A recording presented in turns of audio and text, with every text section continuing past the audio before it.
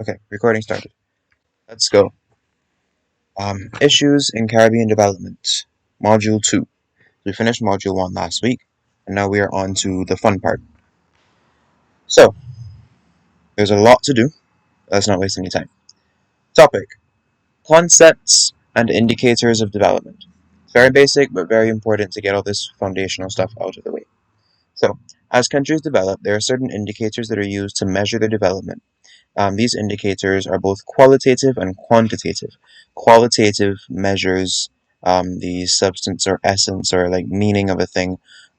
Quantitative measures numbers. So qualitative is about quality and quantitative is quantity, obviously.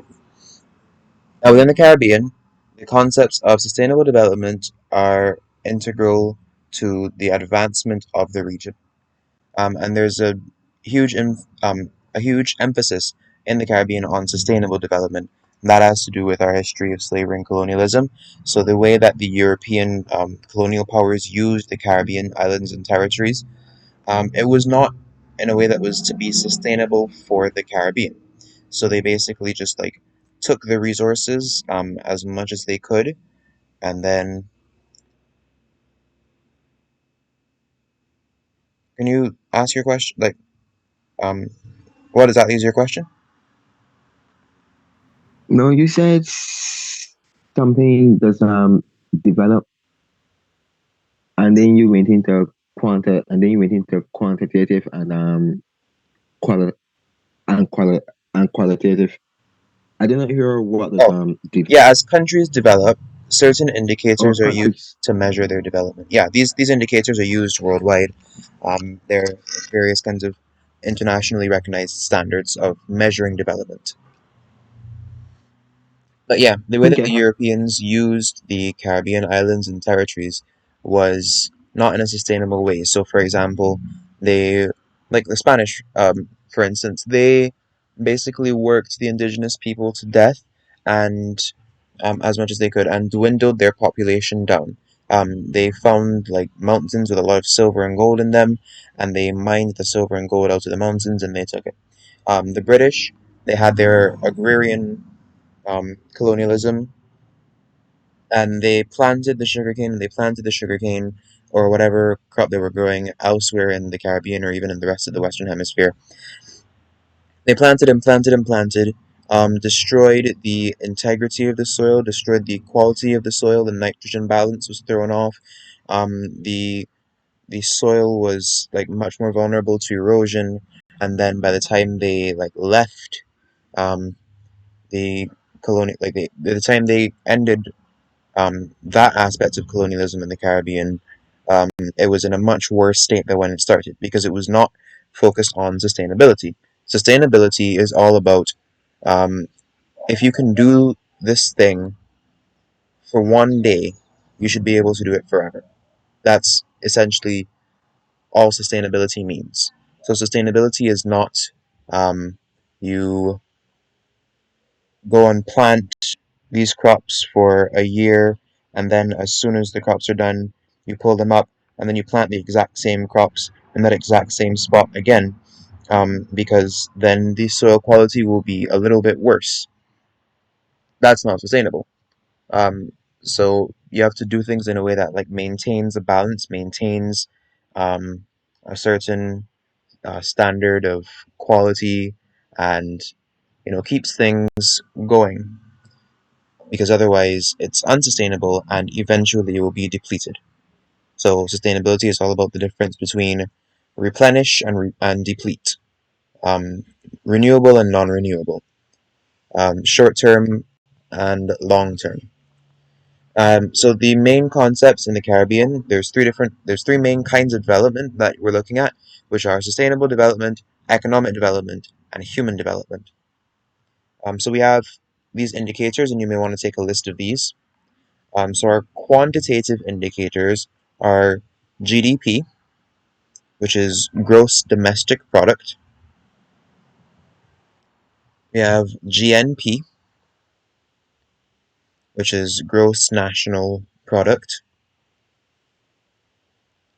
We have per capita, which refers to every 1,000 people, and it's just a convenient way of measuring, like for example, per capita income. It's a convenient way of measuring statistics for every 1,000 people.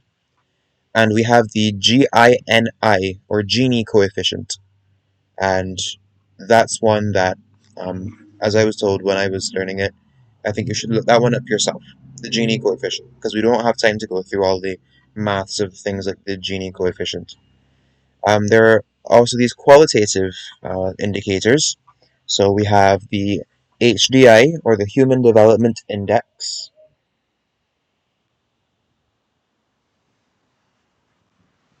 We have productivity as an indicator. That's one of the ones that is used internationally. So it's HDI, productivity, then internet penetration. That's another one, and that simply refers to how much of the country or how much of the population has access to internet, how much internet infrastructure is built in the country, and to what extent is it accessible, um, in the entire country. Modern technology, that's another indicator.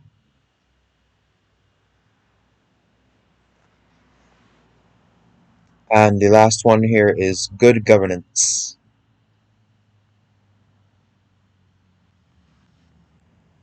Right.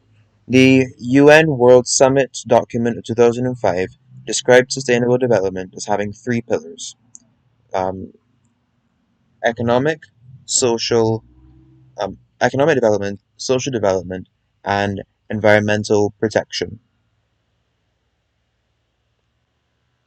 So, if that's all clear, we'll move on to um, factors that promote or hinder development. And this is going to be kind of a structured. Yeah, Okay, those were yeah. the pillars of sustainability. Sustainable development, as described by the UN World Summit of 2005. Yes, sir. Right. So, this is the structure of these notes for a bit, and we're going to move on to factors that promote and hinder development. So, we're going to look at um, a particular factor or aspect of development, and we're going to talk about um, how it promotes development and how it hinders development. So, this first one, we're going to talk about gender inequality. Over the last 2 decades, the roles of women have changed from being caretaker of the home to being income earners themselves. Women have taken on jobs that were once carried out by men in fields such as politics and engineering. Even though women gained upward social mobility, there are still instances of unfair treatment in the workplace and in wider society. Laws have been passed to protect the rights of women and children. Um, right, so like I said, laws have been passed to protect the rights of, we're specifically talking about gender inequality, so the rights of women. But in a lot of workplaces, um, there's still quite a lot of unfair, inequitable um, treatment towards women, and that contributes to um, gender inequality in workplace, and as it starts in the workplace, it spills out into the economy. Who has the income, who is making the economic decisions, and that spills out into the society. What do we have? What can we afford? The kind of decisions that get made that have to have money behind them, and so on. The main idea of this point is that we want to make a link between, um, well, no, that's okay. So that aspect of gender equality, gender equality has it affects the various aspects of development, because again, we're talking about features that promote and hinder development. So just now I mentioned how gender equality affects economic development, but then we can also talk about how gender equality affects um, social development, and we can also talk about how it affects environmental protection. So these aspects are not under a specific category of development. They affect development on the whole. And so we're going to look at how they affect development on the whole, and then you can apply each of the three subcategories, the three pillars of sustainable development, to these aspects or factors that influence them.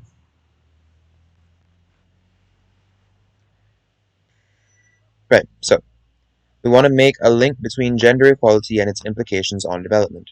There has to be an assessment of the shift in gender roles, that's social development, and how women contribute to the development of society, again, social development. Um, gender inequality is the discrimination against a gender, in this case, women and girls, in any area of public life.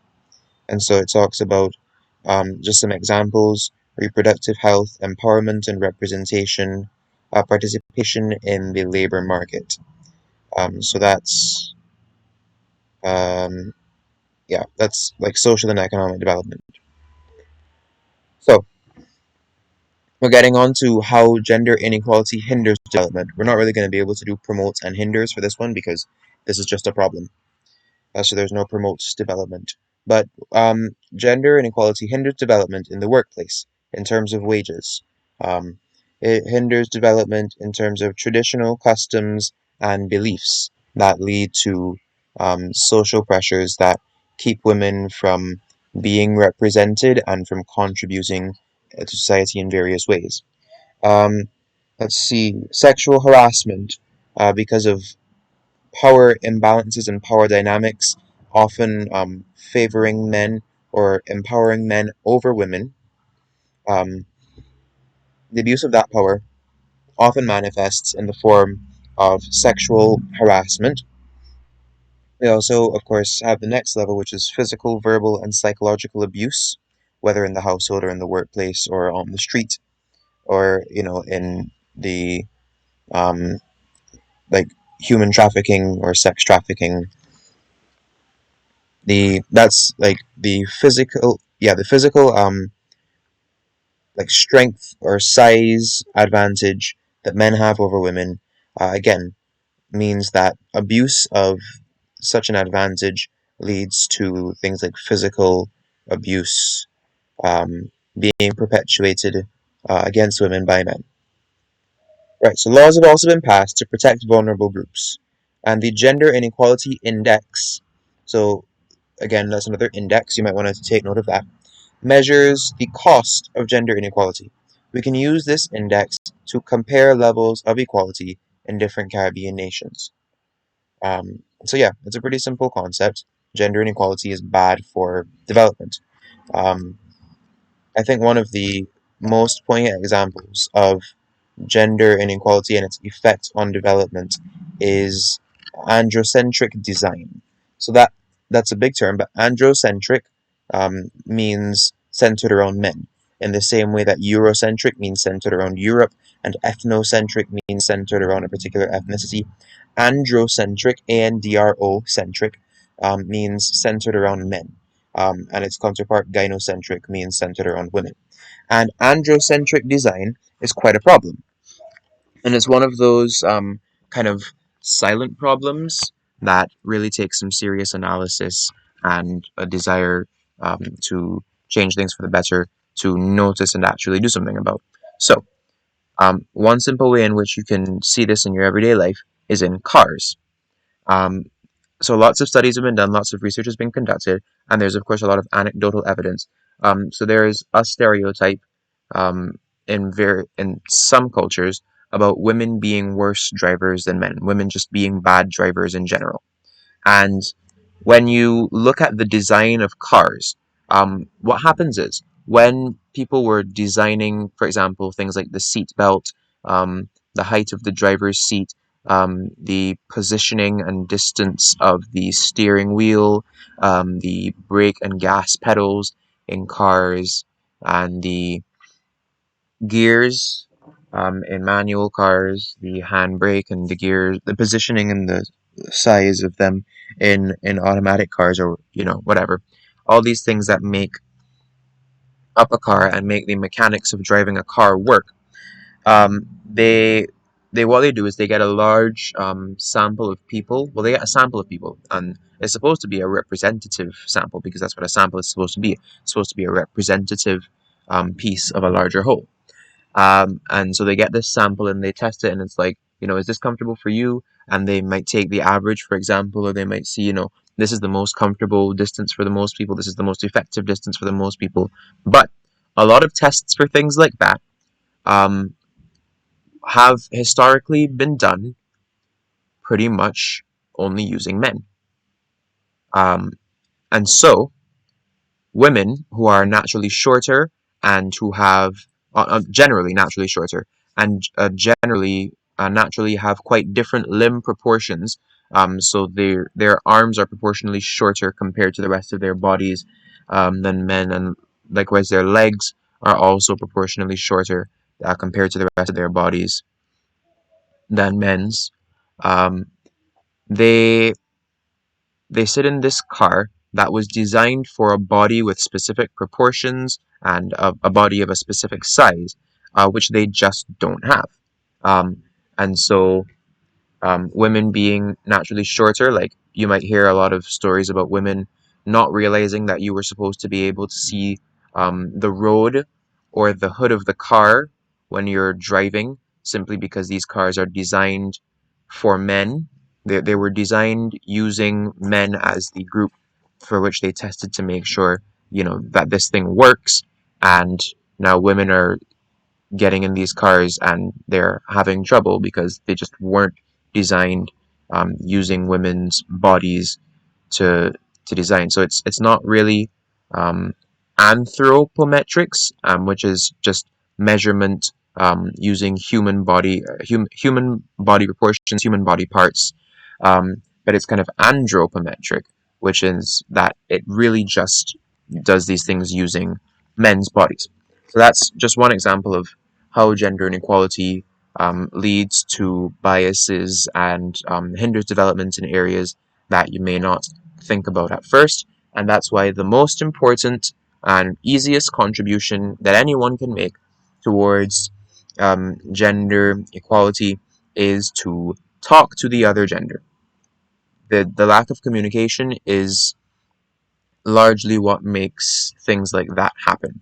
If the men who were designing those cars had just talked to some women and got some women in the driver's seats of those cars, they would have been able to design cars, you know, that women actually feel a lot more comfortable driving in, and women can a lot more confidently and capably drive. Um, Men and women wear different clothes, so why should they drive the same cars? Right. So that's gender inequality. Any questions before I move on?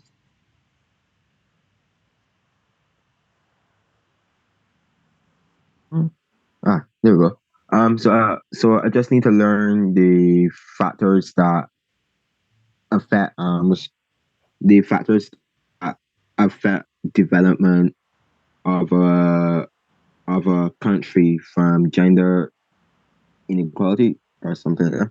Yeah, you want to know the ways in which gender equality or inequality impacts development. So the ones that we talked about, the Mhm. areas of life that it impacts: reproductive health, empowerment and representation, participation in the labor market, and you want to know the outcomes, the results, the effects, which are the things like workplace discrimination in terms of wages, sexual harassment, physical, verbal, and psychological abuse in the household, androcentric design, and things like that. Okay. Clear? Thank Cool. you. Right. Yes, sir. Next up, political ideologies and popular movements. So, and we will get to this more in detail in a later part of the syllabus, but the political ideologies of capitalism and this whole Marxism, communism, socialism spectrum promote or hinder development in subsequent economic models of specific, less and more developed Caribbean nations.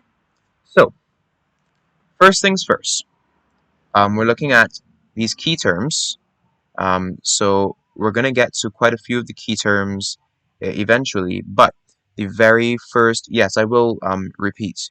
because the very first key terms that we have to address are capitalism, which is the economic philosophy or the economic system by which the means of production are to be privately owned, and so it's like a system where people are ranked based on wealth, or their status in society is um, associated with their wealth or the amount of capital, which is just money and wealth that they own. And Marxism slash communism slash socialism. So Marxism, communism, socialism. They are terms that are often used interchangeably. They are not exactly the same. For the purposes of this, Cape Caribbean Studies syllabus, you can probably get away with using them interchangeably, but there are differences, and I think those differences are important. So, um, Marxism is the philosophy or the set of ideals taught and promoted and preached by German philosopher Karl Marx, Marx. That's Karl Marx because it's German. Um, and it has to do with the kind of stuff that we're going to look at in a minute. Communism and socialism, you might say, are two manifestations of Marxist philosophy and Marxist ideology and Marxist economic theory. Uh, so, communism and socialism. Okay, you know what? First things first, let's just get some definitions on the board. It's always good to have a dictionary for these kinds of things. So, communism. Communism is a system in which goods are owned in common and are available to all as needed. That's the idea. It's the system in which goods are owned in common, hence the common, or the root of communism, commune, community, communism. That's the means of production are owned by everyone in common. So there's no private ownership of, because a lot of people will say like communism is just like against the idea of private property. It's not. It's against the idea that the means of production, or the way in which things are made, like food and clothing and shelter and transportation and technology, the way that things are made, or the process by which things are made, or the resources needed to make these things, or the companies or the warehouses needed to make these things, should not be owned by private individuals, but rather should be owned collectively by everyone. That's communism. And that's the yes, everything is common to everyone. Every um, you know, like the factories that make the food, and the warehouses where they make the clothes, and the lands on which the food is farmed, all of that, it's not owned by any particular person or any particular group or entity. It's owned by everyone, the entire community. So that's the Merriam-Webster definition of communism. Now let's look at socialism. Socialism: any of various economic and political theories advocating collective or governmental ownership and administration of the means of production and the distribution of goods. So it's not quite the same as communism, because again, like both of them are manifestations of Marxist, um, I almost said theology, Marxist philosophy, which is that the means of production should not be privately owned. The means of production should be distributed and shared. Um, but communism advocates that they be owned in common by the entire community, as you said. And socialism is more in favor of a system of welfare, or governmental ownership and administration. It can be collective or governmental. But communism is against the idea of um, government. Not that it's like anarchy necessarily. It's not an anarchist ideology or anarchist philosophy. But okay, I will explain this by introducing the next two key terms, which I have introduced before, but we're here, so we might as well do this properly. Proletariat and bourgeoisie. I've mentioned those in class before, but yeah, these are the two classes of people that Karl Marx talked about in his philosophy. The proletariat, Proletariat,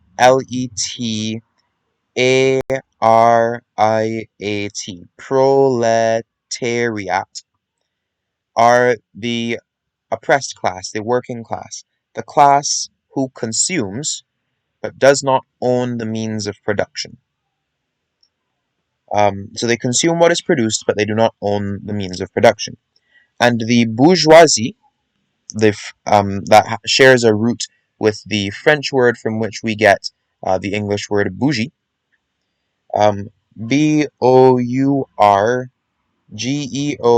Bourgeoisie, so bourgeoisie, um, is the class that does in fact own the means of production. They are the class who does the oppressing, they are the class on top of the social ladder. It's bourgeoisie and proletariat. Marxism is, as we talked about, a conflict theory. So it imagines institutions and um, concepts and social relations in an antagonistic way, where it's always thing against other thing. In this case, it's proletariat against bourgeoisie, the rich against the poor, the owners of the means of production versus the consumers, the masses, minority versus majority, all that kind of stuff. Um, and so, when we talk about communism, we're talking about a system that basically doesn't want there to be a bourgeoisie at all, which is why, um, in the okay, well, that's going to get confusing if I say the USSR because the USSR stands for the United Socialist Soviet Republics. But yeah, I don't know if you've read Animal Farm. They made me read Animal Farm in secondary school. If you've read Animal Farm, you remember how the animals, and if you haven't, it's just a book where George Orwell uses a farm with a bunch of animal characters on it to relate the events of the Russian Revolution and the following years of communism and the formation of the USSR, the Soviet Union. Um, the animals all refer to themselves and to each other as comrade, comrade this and comrade that, and that's because the idea is that everyone should be of equal standing, equal social status. There should be no bourgeoisie. There should be no, upper class. Basically, everyone should be proletariat. Or, you would ideally do away with both of the classes and everyone would just be comrades. But yeah, that's the proletariat and the bourgeoisie. Um, the Whereas socialism is less, violently opposed to the idea that there should be a government, a class of people above the consumers class. It's less violently opposed to the idea of private or at least minority ownership of the means of production. But socialism advocates for governmental ownership and administration of the means of production and distribution. So, under communism, everyone owns the farm on which the potatoes are grown. Under socialism, the government owns the farm and distributes the potatoes, and hires the citizens and distributes the potatoes to everyone according to their need. So that's the difference. Of course, like pure communism doesn't really work because of the concept of the tragedy of the commons, which you can look up if this is a topic that interests you. Um, and if you really had true communism, then eventually someone would just start stealing more than their fair share of the potatoes, and eventually you would have to have guards to make sure that nobody steals the potatoes, and then you would have to have workers who would administer how many potatoes, decide and administer how many potatoes each individual citizen needs, and then you just end up at socialism with extra steps.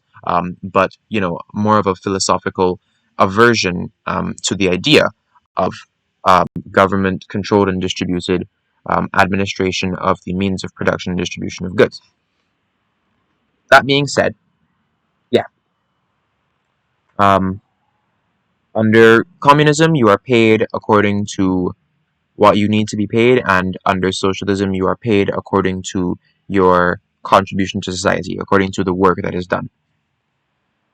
All right, and the last two terms that we want to look at are no, not the last two, but the next two are capital intensive production and labor intensive production, which are exactly what they sound like. Capital intensive production is production of things that is largely dictated and dependent on how much money you can throw at it. Whereas labor intensive production is the kind of production that is largely dictated by how much, labor, how much, whether it's human workers or animals doing work, um, you can throw at it. And so this actually, like the capital intensive versus labor intensive production does have implications, especially in the Caribbean. So, for example, when slavery was ended, it wasn't ended because of any humanitarianism. It wasn't ended because of recognition of the humanity of African people. It was ended because it was now more effective to do all of this work that previously was labor intensive by just automating in the process using machines, and the industrial revolution was making that more possible, which means that you basically needed like a few people to run the factory, and the machines that they were operating could do the work of a lot more people than the individual people could by hand. And so it went from labor intensive production to capital intensive production. It was still relatively labor intensive. The things broke a lot. It was early industrialism. They needed a lot of people to maintain and manage, and the machines were not quite as automated as things are now. But it significantly shifted the labor, the kind of production from labor intensive to capital intensive. Um, okay, next term we have.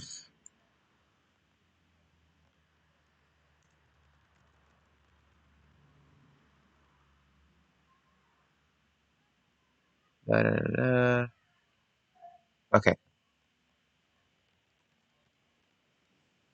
right. So dumping. That's our last term that we're going to look at for now. And dumping in economics is um, it refers to a practice by which manufacturers export a product to another country at a price below the normal price. And what it does is it has an effect on the, it injures pricing. Um, so a company or a country exports a product at a price that is lower in the foreign importing market than in the exporter's domestic market. Dumping typically involves substantial export volumes of a product. It often endangers the financial viability of the product's manufacturer or producer in the importing nation. Um, right, so that's from Investopedia.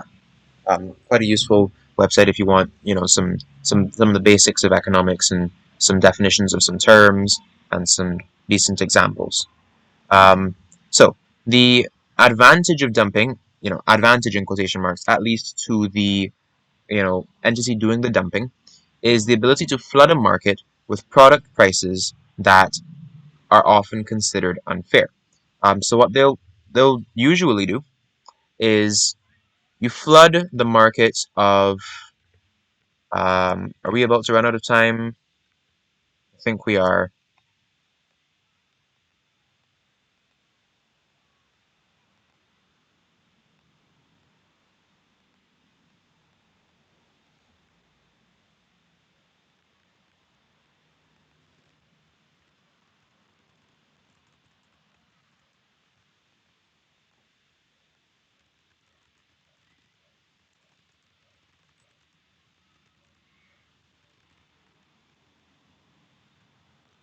Okay.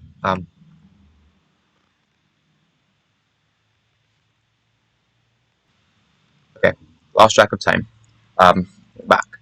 So dumping. Yes. What they would use, what the dumping entity would usually do is flood the foreign market with a product, and they would sell it in the foreign market for much lower than they would sell it in the domestic market. So, for example, the U.S. has potatoes. In the U.S., they would sell these potatoes for, um, let's say, $5 per pound, and they export these potatoes to Mexico. And in Mexico, they're selling these potatoes, or these potatoes are priced at, let's say, $2 a pound, um, because of the low import prices. So what that does is it floods the market. Like I said, flooding the market just means that you just put so much of a product on the market, and when you do it in this dumping way, where the prices are so low, you pretty much make the local markets uncompetitive. So the U.S. has a lot more land than Mexico. Um, and so they can produce a lot more. This is an economy of scale problem, and it's the same problem that affects the Caribbean and other small island, like physically small island developing states, and what makes our import bills so high and our cost of living so high. Um, it's an economy of scale thing. So the U.S. is producing; they can just produce more potatoes than we ever could for ourselves, and so they can produce enough potatoes that they can we're using Mexico in this analogy, right? They can produce enough potatoes that they can produce potatoes enough to ship down a bunch of them to Mexico, flood the Mexican market with so many American potatoes at such a low price that it would just be, you know, more expensive for Mexico to produce and sell domestically their own potatoes than it would be for um, them to just take the US potatoes at the low price that the US is selling them for. And what happens there is the product gains a monopolistic foothold in that domestic market because, again, it's uncompetitive. No local product can compete with the prices at which the um, imported product is being sold in that market, in the domestic market. So, in other words, all these Mexican farmers, the US potatoes are just selling for much cheaper. And so all the Mexicans are going to buy the cheaper option, which is the American potatoes. And eventually, they drive the local Mexican potato farmers out of business because they just cannot um, compete with those prices while also, staying profitable and even staying in business, even being able to produce those potatoes.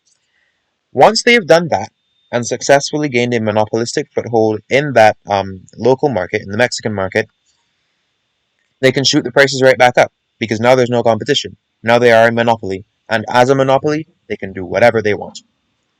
Um, Interestingly, dumping is legal under World Trade Organization rules unless the foreign company can reliably show the negative effects the exporting firm has caused its domestic producers, which most of these countries don't really have the time or resources to produce a case against that big company to the World Trade Organization.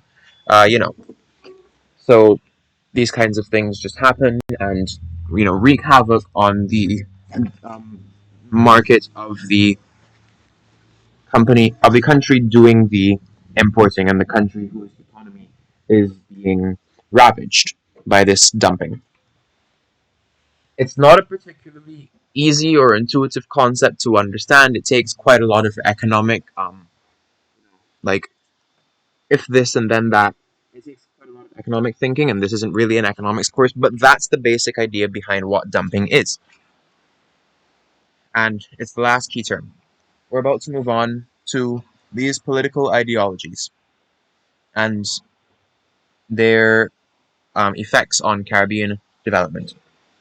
Political ideologies in the Caribbean are mainly capitalism and this whole communism, Marxism, socialism spectrum. So in my notes, um, I have, like, whenever I refer to communism slash Marxism slash socialism, I just like put all three of them, communism slash Marxism slash socialism, because again, it's a spectrum.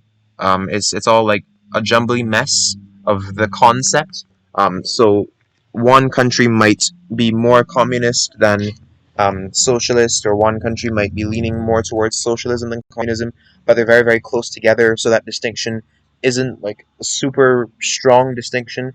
So we could just say capitalism and Marxist economic policies. I think that should work, because communism and socialism are again both just manifestations of Marxist economic theory.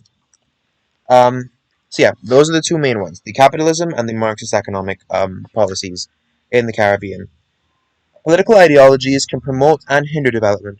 Popular movements and pressure groups in the region have rallied for socio-political changes.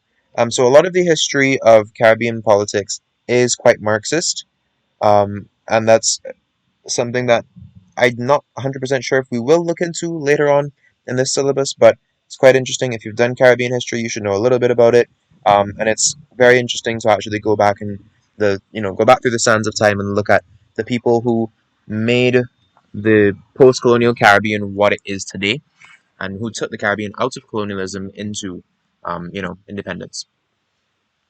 Uh, right. So we're going to look both at capitalism and at, let's say, socialism, and we'll talk about how each one of them hinders development and how each one of them promotes development. So, capitalism. This is how it hinders development. High levels of pollution, first of all. Businesses are unregulated by the state because, again, the means of production are privately owned. And the more capitalist you get, the philosophy is that private businesses should be left to do by the state, which whatever it is that they deem best, and let the market decide.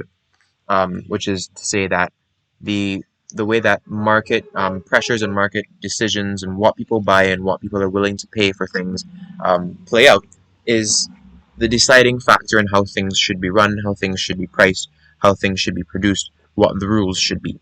So you get a lot of pollution. Use of machines rather than human labor, and this is the capital intensive production that I was talking about, as opposed to labor intensive production, which just gives less people in the community something to do.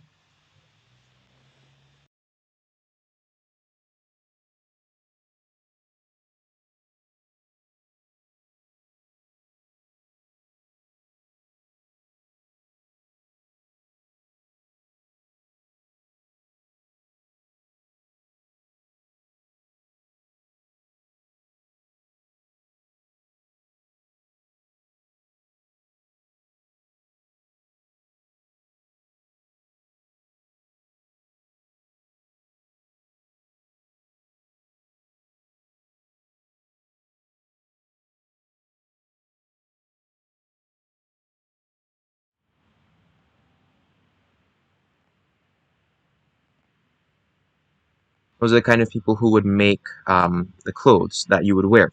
But when you get the dumping of these cheap generic products that are manufactured en masse in foreign markets, then you have the problem of, um,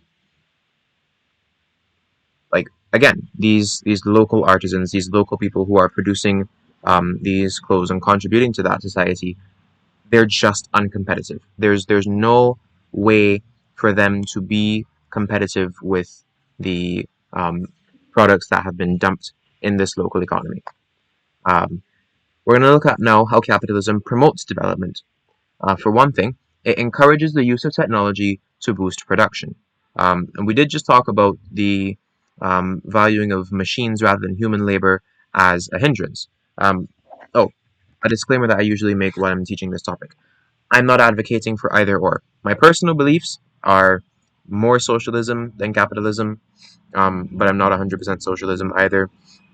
The whole idea, the point is, this is not, I'm not preaching, it's not a sermon. I'm not giving you right or wrong. This is not about morality. This is just to introduce these concepts to you and allow you to make your own judgment calls about what is ideal, what is good for society, what is bad for society, what's good or bad for people, and how things should be run. And just to be able to articulate them in an essay, because that's the Caribbean Studies exam. Right, so it encourages the use of technology to boost production. So what it does do is it definitely boosts production. Say what you will about the Industrial Revolution, and many people have, and many people will continue to, but it definitely did boost production. So if your value system is based on can you make more things more cheaply, the answer is yes, because, like I said, capitalism encourages the use of technology to make more things. It promotes free trade and it allows for the easier movement of labor and capital. Um, right, so the free market is this thing that they love to talk about. Free trade.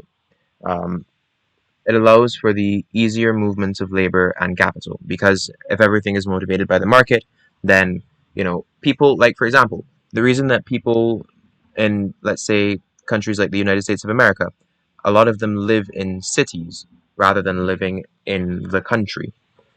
So these people live in like massive skyscrapers. They live in concrete jungles. They don't, they spend a lot of their time indoors. Their air is polluted with um, like car exhaust and smoke from manufacturing plants. They hardly see like a field with grass in it or a tree. Um, you know, all of this has to do with this kind of movement of labor and capital thing that I'm talking about. This is for how capitalism promotes development. So capitalism um, influences people to move away from rural areas and into urban areas. And again, if the motive or the incentive is the profit, then the migration of the people will follow that money. And if the money is in urban areas, then people will migrate en masse to these urban areas and these cities, these city centers that, in old times, pre-industrialization, were not places for people to live. They were um, places for people to do business.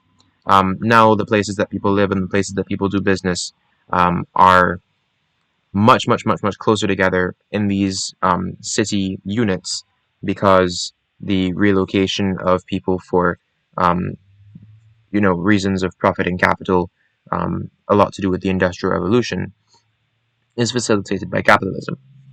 Next one. Consumers have a variety of goods and services at cheaper prices. Competition. That is one of the virtues that is often extolled of capitalism. Capitalism promotes competition, and competition makes for better products. In theory, obviously, competition doesn't really make for better products. Competition is just about what company or what manufacturer can exploit the people who need things, and how much are they willing to be exploited for. So it's like, is it really that poor people just eat unhealthy, or is it that it's less expensive to eat fast food every day than it is to, buy fresh vegetables and meat and make a home cooked meal, both in terms of money and in time? Um, yeah, it's the competition that leads to fast food being really, really inexpensive.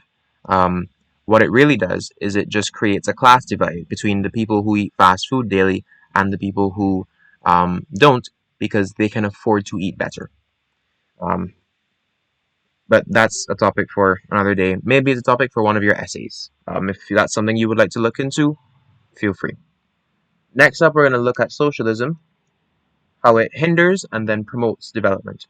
So, hindering development.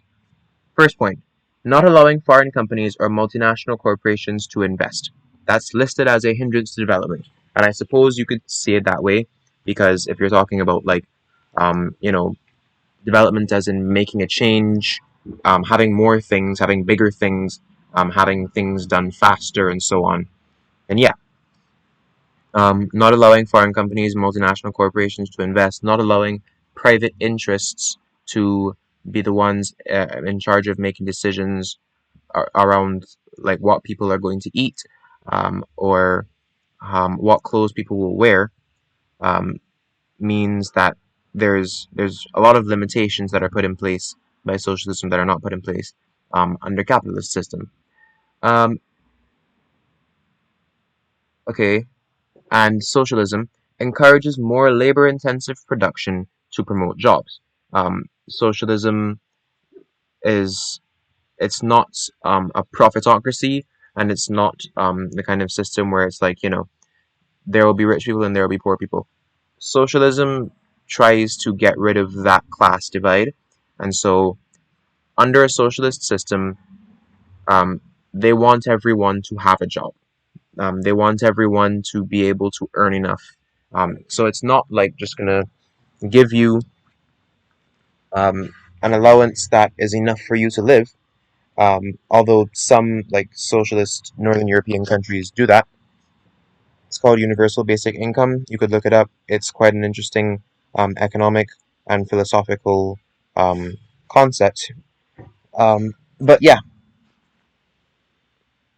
it encourages more labor intensive production to promote jobs because in socialism, like we talked about from the definition of socialism, it's you get paid according to the work that you do, the contribution that you make to the society.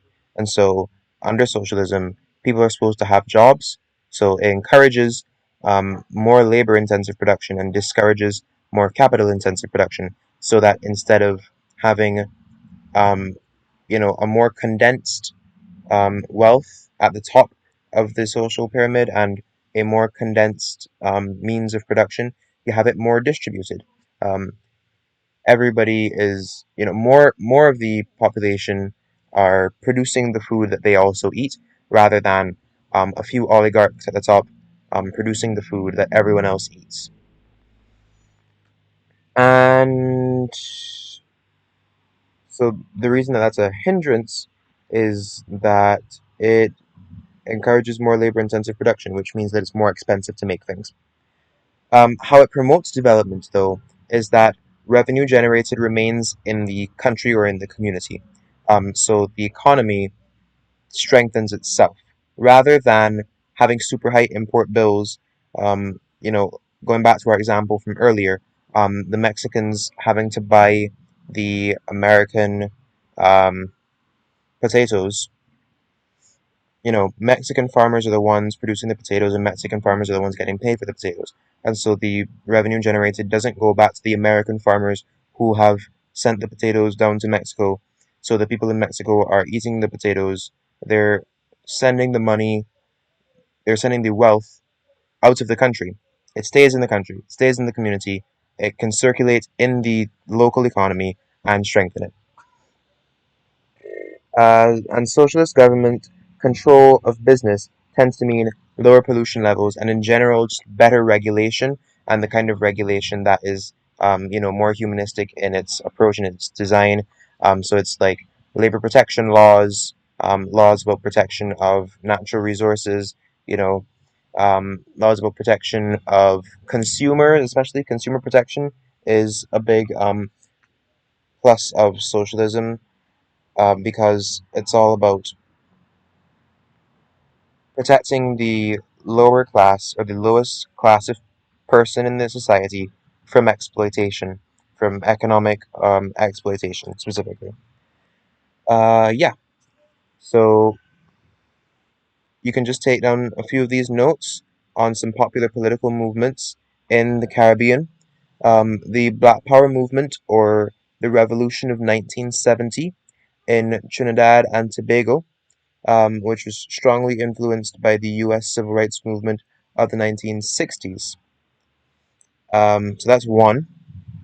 And if you want a case study of a political movement and its effects on the Caribbean, you can look at the coup d'etat in Trinidad and Tobago on the 27th of July 1990. It's quite a solemn date for the people of Trinidad and Tobago. For those who remember it, it holds quite significant place. Um, And yeah, that's a good case study to look at a um, a political movement and the outcome of a particular political movement. My dad was a journalist at the time, and I'm on his side at least half Trini, so it's quite personal to me, and it's quite personal to a lot of people in the Caribbean, and it's a very apt case study and quite recent as well. So that's good for reporting of sources and information and having all that information available to you.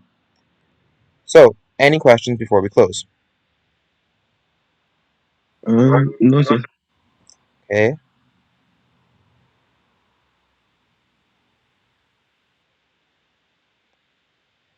all right, cool. So, if there are no further questions, thank you all for coming. Thank you for your time. For those of you who missed any part of the class, the recording will be on the BCSG YouTube channel shortly, so you can take a look at it. Yeah, God willing, we will meet again next week. Same bat time, same bat channel. Thank you and enjoy the rest of your week. Same to you, sir. I'm off.